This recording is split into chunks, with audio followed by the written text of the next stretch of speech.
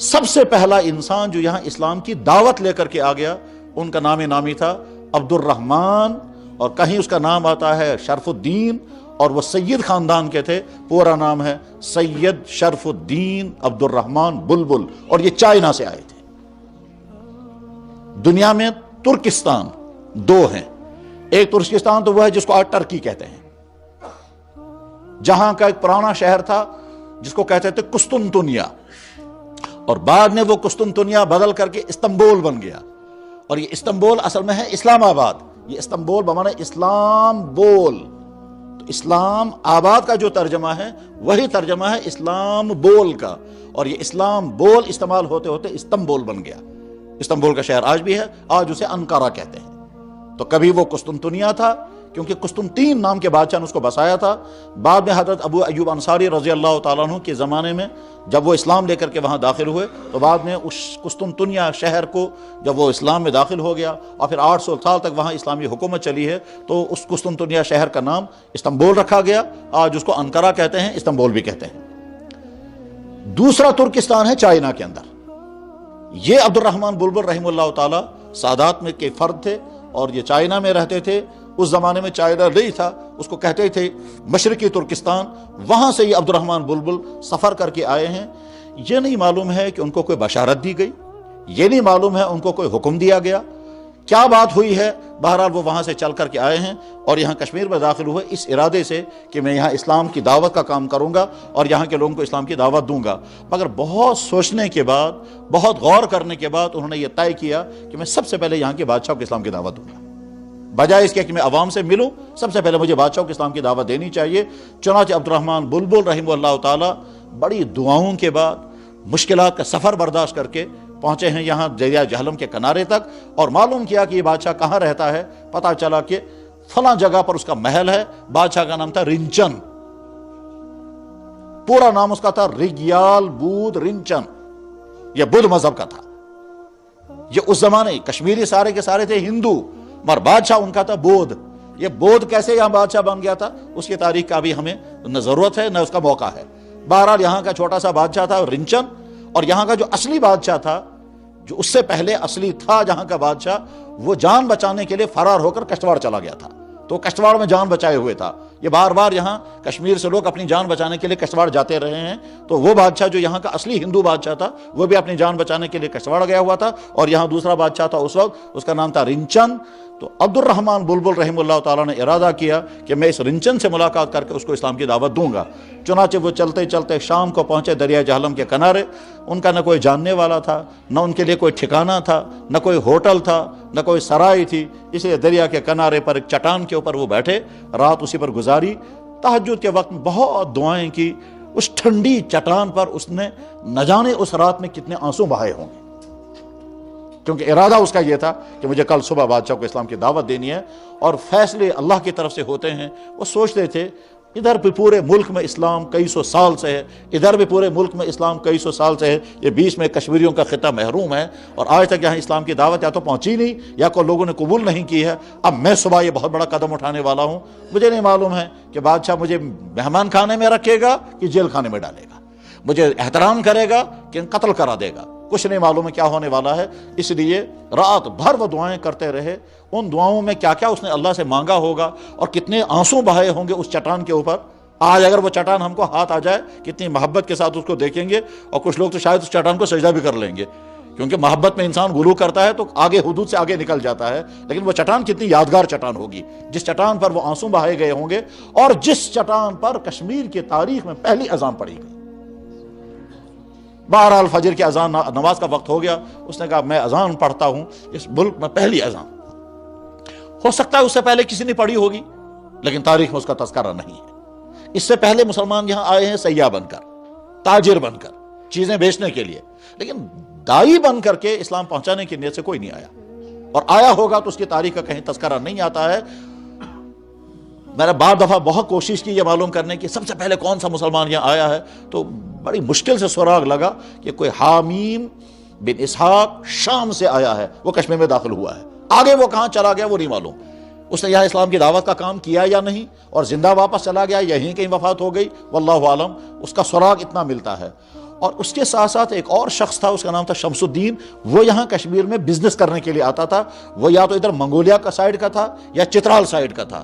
بہرحال شمس الدین یہاں آتا رہا ہے اور وہ یہاں کے لوگوں کی زبان بھی تھوڑی تھوڑی بولتا تھا اپنی بزنس پرپس کی بنیاد پر. ایسے مان لیجیے جیسے یہاں بہت سارے یہ جو ہاؤس بوٹوں میں کام کرنے والے ہیں وہ بعض دفعہ 5 6 زبانیں بولتے ہیں اور ان پڑھ انسان ہے. ہاؤس بوٹ میں کام کرنے والا انسان ہاؤس بوٹ میں کام کرتا ہے، وہ انگریزی بھی بولتا ہے، وہ فرینچ بولتا ہے، وہ جرمنی بولتا ہے، مختلف لوگوں کی زبانیں بولتا ہے.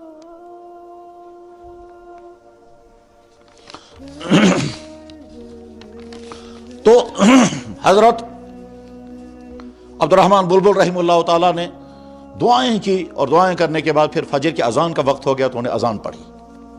پاس میں رنچن کا محل تھا.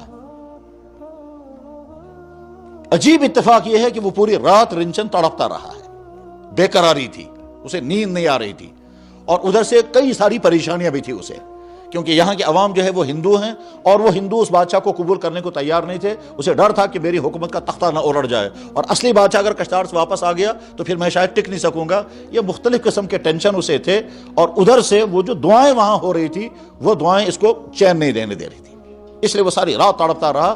اب جب صبح کے قریب کا وقت تھا، نیند اسے نہیں آئی تھی، وہ پریشان تھا، تو ادھر سے آواز آئی، وہ اذان کی آواز تھی. یہ سنتا رہا کہ یہ اذان کی آواز، یہ تو میں نے آج تک آواز سنی نہیں.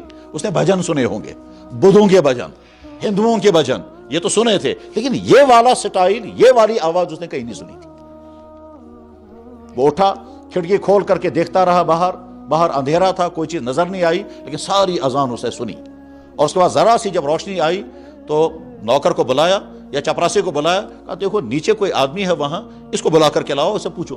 اور اب روشنی آ گئی تھی تو حضرت عبد الرحمن بلبل رحمہ اللہ تعالیٰ کو اس نے دیکھا کہ وہ نماز ادا کر رہے ہیں. حنفی اصول کے مطابق فجر کی نماز اس وقت پڑھنی چاہیے جب روشنی آ چکی ہو.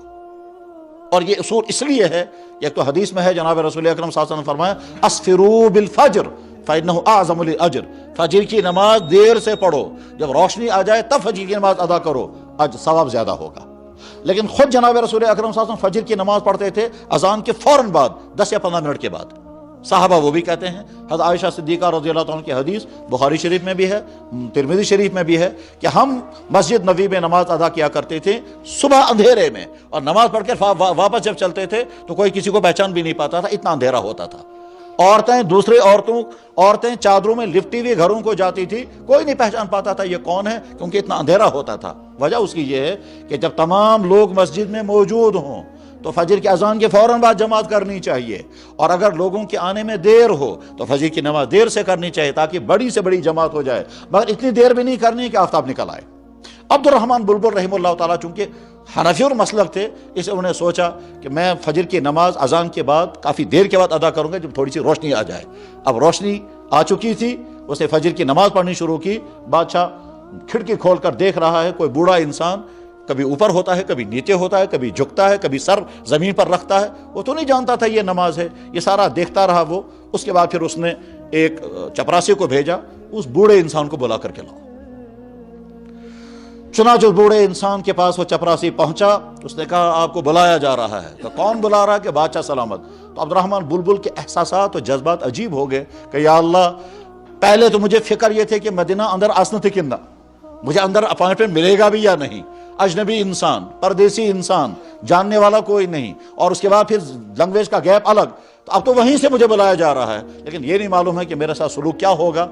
بس یا اللہ میرے ساتھ جو بھی سلوک ہو جائے، لیکن جس دین کو لے کر کے میں اندر جانا چاہتا ہوں اس میں مجھے کامیابی ملنی چاہیے. چنانچہ عبد الرحمن بلبل اندر داخل ہو گئے. اب وہ بادشاہ ان سے بات کرنا چاہتا ہے، بات سمجھ میں نہیں آتی ہے، اس کی لینگویج کچھ اور ہے اور عبد الرحمن بلبل رحمہ اللہ تعالیٰ کی زبان کچھ اور ہے. بادشاہ نے کہا ڈھونڈو کسی انسان کو جو کم سے کم ٹرانسلیشن کا کام کرے اور یہ بتائے یہ کیا کہنا چاہتا ہے اور ہے یہ کہاں کا آدمی. میں نے پہلے عرض کیا تھا کہ ایک شخص آتا تھا یہاں شمس الدین کے نام سے، اور وہ بزنس کرنے کے لیے آتا تھا. حسن اتفاق کہ شمس الدین اس وقت کشمیر میں موجود تھا. وہ آتا تھا چترال کے سائیڈ سے شاہتوس لے کر کے یہاں فروخت کرنے کے لیے، اور وہ واپس جاتا تھا، اسے یہاں کی زبان بھی جانتا تھا۔ یہ عجیب حسن اتفاق ہے، یہ حسن اتفاق بہت اہمیت کے ساتھ میں بول رہا ہوں، اور یہ حسن اتفاق اس لیے میں عرض کر رہا ہوں کہ جب جناب رسول اکرم صلی اللہ علیہ وسلم کا خط اس زمانے کے سب سے بڑے بادشاہ ہیراکل کے نام پر پہنچا ہے، ملک شام، روم کا سب سے بڑا بادشاہ ہیراکل روم میں اس وقت نہیں تھا، یہ ملک شام میں تھا، بیت المقدس میں، اور یہ عبادت کرنے کے لیے وہاں گیا تھا، اور عبادت کرنے کے خاص مقصد تھا اس کا، اس کی ایک لمبی ڈیٹیل ہے، اس کو میں چھوڑ دیتا ہوں۔ بہرحال ہیراکل جو اس زمانے کا سب سے بڑا بادشاہ تھا، یہ دو بادشاہ بڑے بڑے تھے، ایک ایران کا بادشاہ اور ایک روم کا۔ ایران کے بادشاہ کا نام تھا خسرو پرویز اور لقب تھا اس کا کسرا، اور روم کے بادشاہ کا نام تھا ہیراکل اور لقب تھا اس کا قیصر۔ تو قیصر اور کسرا، ان دونوں کے آپس میں جنگیں چلتی رہتی تھی، کبھی یہ حاوی ہو جاتا تھا، کبھی وہ حاوی ہو جاتا تھا۔ یہ وہ زمانہ تھا کہ جس میں قیصر کا پلہ بھاری تھا اور ایران کی حکومت جو ہے وہ کمزور پڑ گئی تھی ایک خطرناک جنگ کے نتیجے میں۔ تو اس خطرناک جنگ میں کامیاب ہونے کی وجہ سے قیصر نے یہ نیت کی تھی، میں پیدل بیت المقدس جاؤں گا، وہاں جا کر کے عبادت کروں گا، کیونکہ اللہ نے مجھے فتح عطا کی ہے۔ وہ پیدل سفر کر کے پہنچا تھا ملک روم سے ملک شام، بیت المقدس، اور جناب رسول اکرم صلی اللہ علیہ وسلم کا مکتوب گرامی وہی بیت المقدس پہنچا۔ وہ خط سیرت کی تمام کتابوں میں بھی اور حدیث کی کتابوں میں بھی، بلکہ امام بخاری رحمہ اللہ تعالیٰ نے اس کو بخاری شریف میں نقل کیا پہلے ہی چپٹر میں۔ بخاری شریف کا پہلا چپٹر ہے وحی کا بیان، اس وحی کے بیان میں اس خط کو لائے ہیں۔ وہ اس خط کا وحی سے کیا تعلق ہے وہ یہاں کی بحث نہیں ہے، وہ وہی سمجھنے کی چیز ہے کہ اس حدیث کو، اس خط کو وہ وحی کے چپٹر میں کیوں لائے، وحی کے ساتھ اس کا کیا جوڑ لگتا ہے۔ بہرحال جب جناب رسول اکرم صلی اللہ علیہ وسلم کا وہ خط وہاں پہنچا ہے تو بادشاہ نے کہا جس آدمی کی طرف سے یہ خط آیا ہے اس آدمی کے متعلق مجھے معلومات کرنی ہے، یہ کون ہے، کس مزاج کا ہے، اخلاق کیسے ہیں، رویہ کیسا ہے، رہنے والا کہاں کا ہے، خاندان کیسا ہے، یہ ساری معلومات مجھے ہونی چاہیے، مگر معلومات شام میں کون دے گا؟ تو اس نے کہا دیکھو بازار میں کوئی ملک عرب کا کوئی آدمی اگر ملے گا تو اسے لے آؤ۔ حسن اتفاق یہ اس زمانے میں جو حضور کا جب سب سے بڑا دشمن تھا وہ ابو سفیان تھا، ابو سفیان ملک شام میں موجود تھا۔ چنانچہ ابو سفیان کو بلایا گیا پورے قافلے کے سمیت کہ آپ کو بادشاہ بلا رہے ہیں۔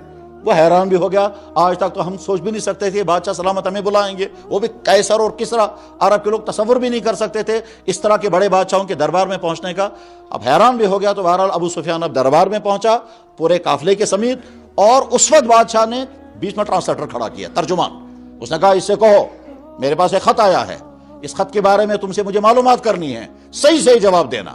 اور ساتھ میں پیچھے والے لوگوں سے کہا یہ پیچھے جو کھڑے ہیں اس کے ساتھی، ان سے کہو میں ان سے سوال کروں گا، اگر جواب صحیح دیا تو بہت اچھا، اگر جواب اس نے غلط دیا تو تم ہاتھ اٹھا کر کہنا جواب غلط دے رہا ہے۔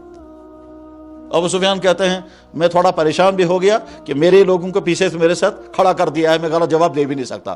اس کے بعد پھر ہیراکل بادشاہ نے پورا انٹرویو لیا، 11 سوالات کیے، اور وہ سب حضور کی ذات کے متعلق، یہ نبی کیسا ہے، خاندان کیسا ہے، رویہ کیسا ہے، اخلاق کیسا ہے، کیسے لوگ اسلام قبول کرتے ہیں، کن چیزوں کا حکم دیتا ہے، مخالفتیں کتنی ہوئیں، جن لوگوں نے اسلام قبول کیا ان میں سے کوئی واپس آیا بھی یا نہیں، کسی نے اسلام قبول کرنے کے بعد یہ تو نہیں کہا یہ غلط دین ہے، کسی پر ظلم ہوا وہ واپس آیا یا نہیں۔ اس طرح سے 11 سوالات کیے، اور 11 سوالوں کا جواب ابو سفیان دیتا رہا۔ اس کے بعد پھر ہیراکل نے کہا تھا جواب میں کہ یہ تو مجھے معلوم تھا کہ نبی آنے والا ہے، لیکن یہ نہیں معلوم تھا کہ وہ عرب میں آئے گا، اور جو کچھ تم نے جواب میں کہا ہے اگر یہ سارا صحیح ہے تو اس کے بعد پھر اس نے کہا اب اس ملک کا اور اس زمین کا مالک وہی بننے والا ہے۔ پھر اس نے کہا میں پوری کوشش کروں گا اس تک پہنچنے کی، میں پوری کوشش کروں گا اس سے ملاقات کرنے کی۔ پھر جملہ اس کا ہے، بخاری میں حدیث ہے، لو وصلت عنده لغسلت عن قدمه، اگر میں اس تک پہنچ سکا تو اس کے پاؤں کو دھوؤں گا۔ کاسے چوانا بچمس خور چلت خبر چھلمچا آستا کہیں اس کے نا یا گرمچا کہیں اس کے، مگر کہتے ہیں بچمس خور چلت۔ بادشاہ کہہ رہا ہے لو وصلت عنده لغسلت عن قدمه، اگر میں اس بادشاہ اس نبی تک پہنچ گیا، پہنچنے میں کامیاب ہو گیا تو میں اس کے پاؤں کو دھوؤں گا۔ اس کے بعد پھر وہ خط وہاں نقل ہوا ہے جو جناب رسول اکرم صلی اللہ علیہ وسلم کا مکتوبی گرامی تھا۔ تو جیسے ابو سفیان وہاں مل گیا حضور کا تعارف کرانے کے لیے، باوجود کہ ابو سفیان حضور کا دشمن تھا، اسی طرح سے یہاں ٹرانسلیٹر مل گیا، کون؟ شمس الدین۔ تو اب بادشاہ رنچن سامنے ہیں، ادھر سے بزرگ ہیں سید عبد الرحمن بلبل، اور ٹرانسلیٹر بیچ میں کھڑا ہے شمس الدین۔ اب بادشاہ اس سے پوچھتا ہے اس سے پوچھو یہ آیا کیوں ہے، یہ ہے کہاں کا، یہ کہتا کیا ہے، اور وہاں سڑک وہاں پتھر پر کیا کر رہا تھا؟ सैयद शरफुद्दीन अब्दुर्रहमान बुलबुल ने शमसुद्दीन को कहा, तुम भी मुसलमान, तुम्हें तो मालूम है इस्लाम क्या है, अब मैं तुमको जो जो बताता हूं वो बादशाह को सुनाते रहो। बहरहाल ये गुफ्तगू चल रही है। दोपहर से पहले पहले वो बादशाह रिंचन अपने दरबार के तमाम लोगों के साथ इस्लाम में दाखिल हो गया और कलमा शहादत पढ़ लिया। और जब ज़ोहर की अजान का वक्त आ गया तो उसी महल के अंदर अजान पढ़ी गई। ये तारीख अजीब वाक़या है। बराह रास्त इस्लाम को दावत बादशाह को दी जा रही है। उसके बाद बादशाह ने हुकूमत के ऊंचे ओहदों के जितने लोग थे सबको जमा किया, कहा इनको भी इस्लाम सुनाओ। बहरहाल अब्दुर्रहमान बुलबुल रहमतुल्लाह ताला ने इस्लाम की तालीमात उनके सामने पेश की। अल्लाह की ज़ात का तारुफ, जनाब रसूल अकरम सल्लल्लाहु अलैहि वसल्लम का तारुफ, इस कायनात की हकीकत, मौत के बाद की ज़िंदगी, ये तमाम चीज़ें जो इस्लाम की बुनियादी चीज़ें हैं, ये तमाम चीज़ें बयान की। तो धड़ाधड़ लोग इस्लाम में दाखिल हो गए और कई हजार अफराद मुसलमान हो गए। और बादशाह का नाम सदरुद्दीन रखा गया। पहले उसका नाम था रिंचन और अब वो सदरुद्दीन है। दीन का सदर, या यूं कहिए दीन कबूल करने वालों में सबसे आगे पहला शख्स। अल्लाह के फैसले यही हुए। क्या अब्दुर्रहमान बुलबुल रहमतुल्लाह ताला ने सोचा, मैं जनाब रसूल अकरम सल्लल्लाहु अलैहि वसल्लम के खानदान का इंसान हूं, क्योंकि वो सैयद थे। अल्लाह के नबी की सुन्नत यह है कि जब हुजूर मक्का छोड़कर मदीना तशरीफ ले गए फिर मक्का वापस नहीं आए, और अगर आए भी तो उमरा किया और वापस चले गए, हज किया तो वापस चले गए, मक्का फतह हुआ तब भी वापस चले गए। तो मदीने को आपने हमेशा के लिए अपनी ज़मीन बना लिया और उस मदीना तैयबा में ही आप दुनिया से रुखसत हो गए और वहीं का आपका रोज़े मुबारक बना। अब्दुर्रहमान बुलबुल ने कहा, या अल्लाह, मैं उसी नबी के ख़ानदान का हूँ, मैं भी इस कुफरिस्तान के मुल्क में आया, इस्लाम लेकर के आया, यहाँ कुछ लोगों ने इस्लाम कबूल किया, आगे ये इस्लाम फैल जाना चाहिए, मेरी कब्र भी यही बननी चाहिए। चुनांचे अब्दुर्रहमान बुलबुल रहमतुल्लाह ताला कुछ ही अरसे के बाद उनकी वफ़ात हो गई और सब लोग जानते हैं बुलबुल लंकर, वहाँ उनकी कब्र मौजूद है। ये बुलबुल लंकर असल में था बुलबुल लंगर। अब्दुर्रहमान बुलबुल रहमतुल्लाह ताला ने जब बादशाह को मुसलमान बनाया तो बादशाह ने कहा, अब क्या करना है कि बाकी लोगों को इस्लाम की दावत देनी है। उन्होंने कहा, पीर साहब with my over your fair ना, पीर साहब मैं आपको थोड़े गली गली फिरने दूंगा, आप यहाँ तशरीफ रखें, मैं सारे कश्मीरियों को पकड़ कर लाऊंगा और लोग कलमा पढ़ेंगे तो ठीक, वरना मैं छोड़ूंगा नहीं। तो बादशाह ने कहा, ये इस्लाम नहीं है, इस्लाम जबर के से कबूल करने का नाम नहीं है, इस्लाम तो दिल के रजामंदी से कबूल करने का नाम है। लोग आएंगे, उनके सामने इस्लाम की दावत पेश करेंगे, जो रजामंदी से इस्लाम कबूल करेगा वो मुसलमान होगा। जबर करके तुम पर जब जबर किसी ने नहीं किया तो तुमको भी हक नहीं किसी और पर जबर करने का। अब इलाकों से लोगों को जमा करके लाया जाता था, लेकिन जब यहां पहुंचेंगे तो रहेंगे कहां, यहां पहुंचेंगे तो खाएंगे कहां, ट्रांसपोर्ट का जमाना तो नहीं था। इसलिए अब्दुर्रहमान बुलबुल ने उनसे कहा कि तुम एक लंगर का इंतजाम करो, जो लोग यहाँ आएंगे वो रात को क़याम करेंगे, वहाँ खाने पीने का इंतजाम होगा, फिर उनमें से जो मुसलमान बनेंगे तो ठीक, और जो इस्लाम कबूल नहीं करना चाहेगा हम किसी पर जबर नहीं करेंगे। तो वो जो लंगर था उसी को कहते थे हजरत दिगो तुनसी नावत पर लंगर, तो था उस नाम था बुलबुल लंगर और बुलबुल लंकर। तो वह बदलते बदलते बाद में बुलबुल लंकर बना। उसके बाद फिर सदरुद्दीन की भी वफात हो गई, वो भी वहीं दफन है, और अब्दुर्रहमान बुलबुल की भी वफात हो गई, वो भी वहीं दफन है। एक ही जगह थोड़े से फासले पर ये दोनों कश्मीर की तारीख के दो इब्तदाई हीरे उसी एक जगह पर दफन हो गए। उसके बाद फिर यहाँ वापस मुश्किलात का दौर आ गया और फिर कुफ्र का जमाना आ गया, फिर कुफ्र की हुकूमत आ गई चंद साल तक।